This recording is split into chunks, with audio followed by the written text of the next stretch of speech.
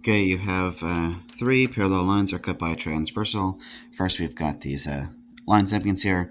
They end up being proportional to each other. So you could just turn these all almost into a proportional fraction, just the way they're written right there. You could turn it into 3.5 over a equals 4 over 6. And it's kind of crude to say cross multiply, but that's basically what we do. 6 times 3.5, maybe that's 21, equals 4 times a. So you could just divide both sides by 4, and what is that, 5 something. So a equals 5.25. Let me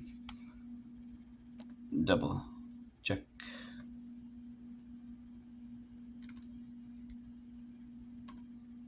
Yeah, 5.25 or 5 1/4. That covers that. And this is kind of a mess, but basically when you have all these lines cut by a transversal, almost every pair is either equal to each other or supplementary, making a straight line together. So I did blue and blue here because those are vertical angles are congruent. That means those angles that are across from each other are always going to be the same. And you might want to just Google some list of lines cut by a transversal and congruent. There's tons of pairs of angles that are congruent to each other. Maybe that's another example there. This is a really good drawing there. It shows that it's just an example of how when you have these kinds of things, almost every pair is either congruent to each other or supplementary to each other. Let's kind of see some examples of how that works.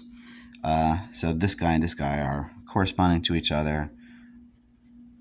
So basically the R and the T are red and blue, and they're going to be not equal to each other, but supplementary to each other, so they'll add up to 180, so you can figure out what X is, and then you can figure out what T and R are.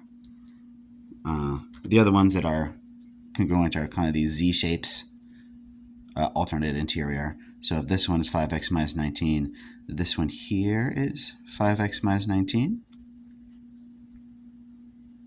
I guess those are. So what you could do is you see that the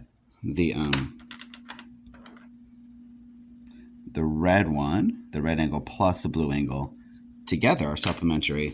So you can make an equation out of that because the red one plus the blue one form together to make 180 degrees. Let's do that real quick. So 180 equals R plus T equals the 3x minus 1 plus the blue one, the 5x minus 19. Let's combine like terms a little bit to start off. 3x's plus 5 more x's is 8x's. Minus 1 there. Minus 19 more is minus 20.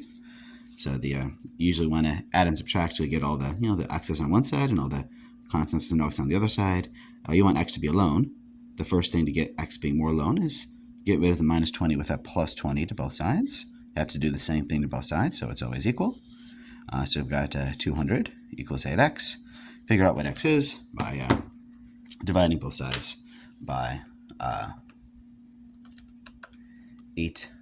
Oh, good. Yeah, it's 25. X is 25.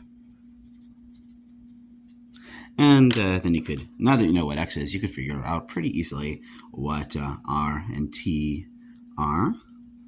So let's start with the red, I guess. T equals 3x minus 1, but now we know x is 25.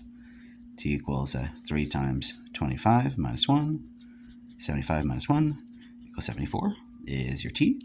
And your blue. We know that the R is your 5x minus 19.